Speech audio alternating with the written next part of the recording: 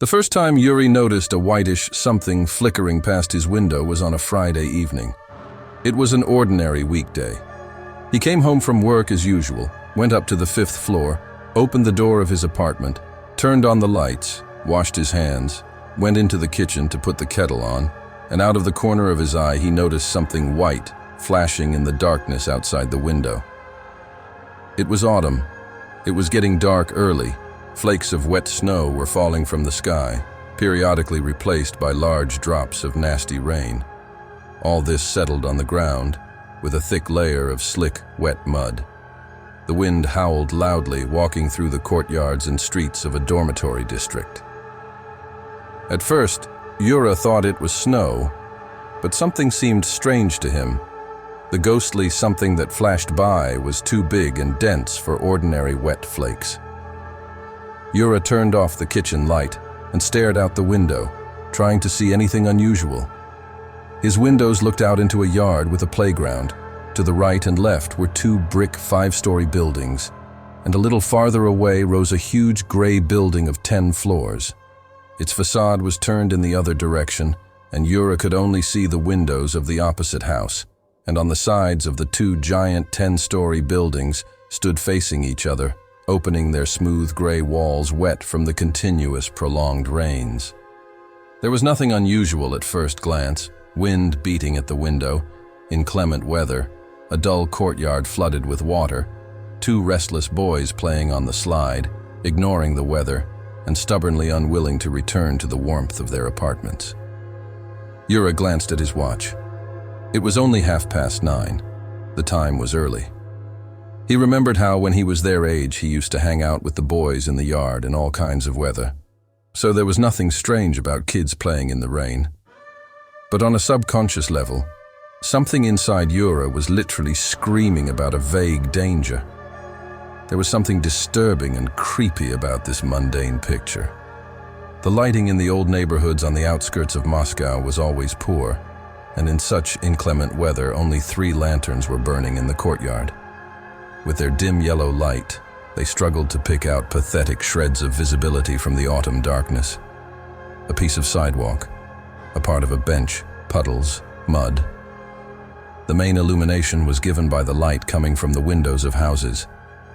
But it was dim, and not all apartments had electricity. Most of them were drowned in darkness. Yuri shuddered at his suspiciousness and began to turn away from the window, intending to turn on the light and return to cooking his simple dinner. But as soon as he began to turn at the end of the neighboring apartment building, a shadow flashed clearly. He noticed it again, only out of the corner of his eye, but now he was sure he was not mistaken. The shape was very unusual, one might even say irregular. It was a reflection of something narrow, moving as strangely as possible, as if the shadow of a spider's paw had slid across the high-rise building for a second, lingered for a moment on the side concrete wall of a neighboring building, and disappeared rapidly into the night gloom. Yuri jerked in surprise and leaned his arms on the windowsill, staring out into the courtyard. Now he saw how from the night darkness separated a narrow limb of an unknown creature, similar to the paw of an arthropod insect. Quickly crossing the wall of the neighboring house, it easily threw another paw arm on the roof of the nearest 5-story building. On the move, changing the length of its limbs, it pushed off from it, pulled up its thin torso, and clung to the end of the building and caught on the roof of the multi-story building, threw itself over to the other side going sideways, and disappeared into the impenetrable darkness. All this happened very quickly and took literally 3 seconds. A random passerby not paying attention to the surrounding cityscape would not even notice all these movements of the creepy entity on the walls. The glass obstructed visibility, and Yuri decided to open the window. But at that very second, something terrible happened. A long, thin paw quickly reached out from the roof of the 10-story building, grabbed the boy playing in the yard, and dragged him into the darkness with lightning speed. Yuri recoiled from the window, fell to the floor, and stared dumbfoundedly at the night sky behind the glass. In confirmation of what he saw, a loud cry of a second boy was heard from the yard. Excited voices of adults were heard, and the light in the windows of the houses came on. But it all seemed to be happening in another reality. The dumbfounded guy saw with his own eyes what really happened, but he could not tell anyone. A week went by. All entrances and stops were pasted with ads about the disappearance of a little boy, Stepa. The smiling face of a 12-year-old white-haired boy looked at passers-by from the photo. Parents, volunteers, and police did not stop searching. All the wells, ravines, the highway, and the park were combed up and down, but it did not give any results. The boy Andre, who played that evening with Stepan, said that Stepa just disappeared before his eyes. Just a second ago, he was standing next to him. And something suddenly came out of the darkness and dragged him up. Naturally, no one believed him. Yuri did not report what he had seen, as he would have been taken for a madman, or worse, would have been made the main suspect in the case.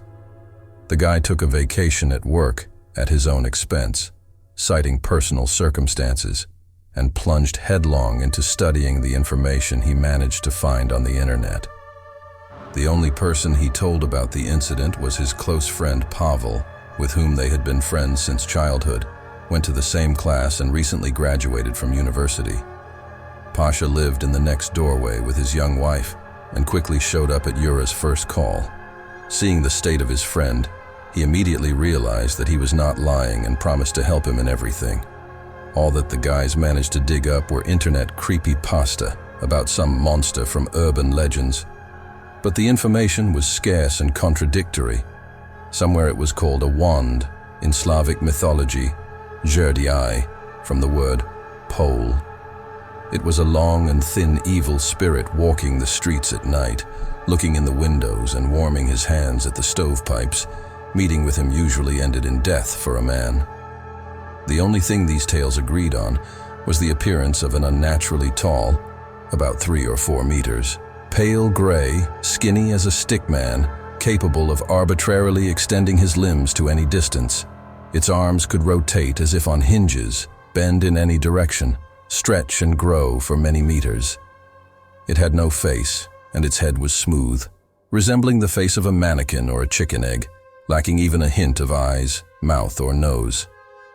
In some legends, it even wore a long black coat, or a strict funeral suit.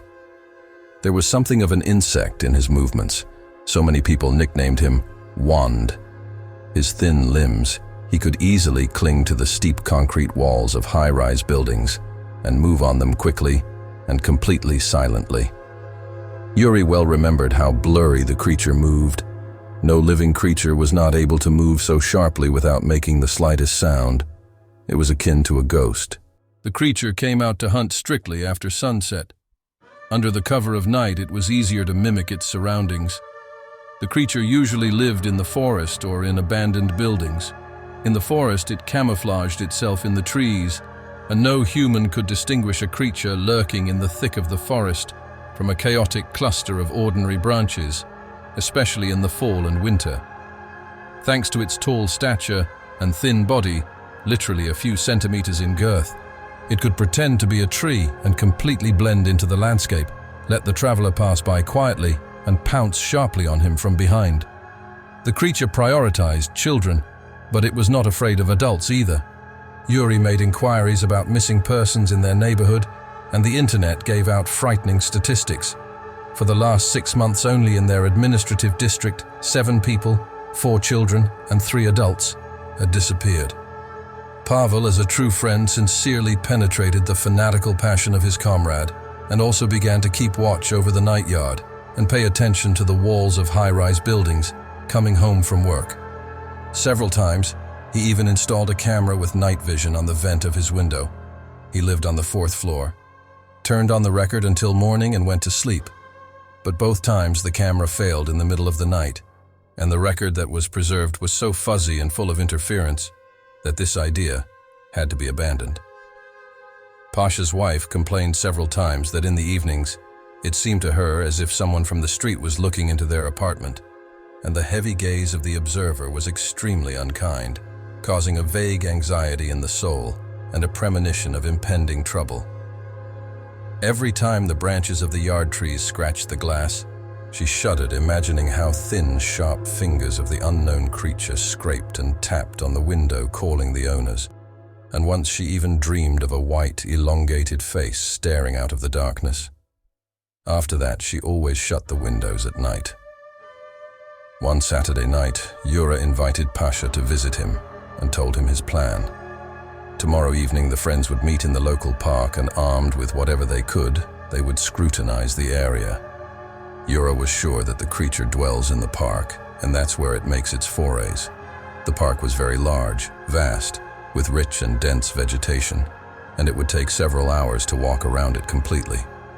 There was even a small abandoned building in the western part of the park, which had been empty since the late 90s. It had once housed a cafe, but after the collapse, it had remained dilapidated and unneeded. The local administration couldn't manage to demolish it or rebuild it. Yuri was sure that it is in it lives evil. According to Slavic beliefs, empty rooms and abandoned buildings always become a shelter for evil forces. Although there was a version that the unclean could live anywhere, and it traveled exclusively in its own unclean ways through wormholes in the world of Navi, incomprehensible to mortals. On the appointed evening, the friends met at the gates of the old park and went inside leisurely. The autumn park greeted them with a cold wind, a nasty, annoying rain, slushy mud underfoot, and bare tree branches swaying noisily against the night sky. Both of them were uncomfortable. The uncomfortable weather and the hostile atmosphere were getting on their nerves, making them want to get away. But Yuri was adamant. He knew that Yuri had telepathic abilities and knew that he had been spotted that Friday night. Yuri could always sense when someone was interested in him and thinking about him, so it was only a matter of time before he met Yuri. And Yuri didn't want to live in constant fear. He hoped that the creature could be killed physically or banished through prayer. He had a pneumatic pistol, a gas canister, a knife, and a crucifix with a prayer book. Yuri hoped that something from this arsenal would help them. Yuri and Pasha quietly stepped along the path, illuminating the surrounding trees with the rays of flashlights, and diligently scrutinized every branch, trying to pick out the silhouette of a thin man lurking among the trees. There were no visitors in the park except them, no one willing to stroll through the dark, cold alleys in the rain. The dim lanterns along the road did not so much illuminate as hinder, turning the crooked shadows into an indistinct mess. Besides, they were only working one at a time. Yuri turned to Pasha to complain about the poor lighting, but Pasha was gone. A vague shadow flickered nearby, and all Yuri could hear was the hoarse cry of his friend and the shaking bushes. The boy ran forward with a shout and began to spin chaotically, illuminating the surrounding bushes. His heart clenched with fear, and icy sweat trickled down his body. In the next instant, what he had taken for a lamppost a second ago came to life. A figure as tall as a tree, like a huge shadow with vague, blurred outlines, stretched out its thin hand, and Yuri felt the faceless thing's tenacious fingers close around his throat. At the same moment, he heard the crunch of his cervical vertebrae, felt his head curl sideways, losing its footing, and the world in his eyes was forever extinguished. A few days later, the lists of missing persons were supplemented by 2 more 20-year-old guys, and rumors of a tall, thin figure wandering the courtyards and avenues of night cities continue to arrive. They say she met in all areas of the city, as well as in the forests, city parks, and even on the highways, where he pretended to be a lamppost waiting for a victim. But the rumors remain just rumors. No one has been able to confirm them.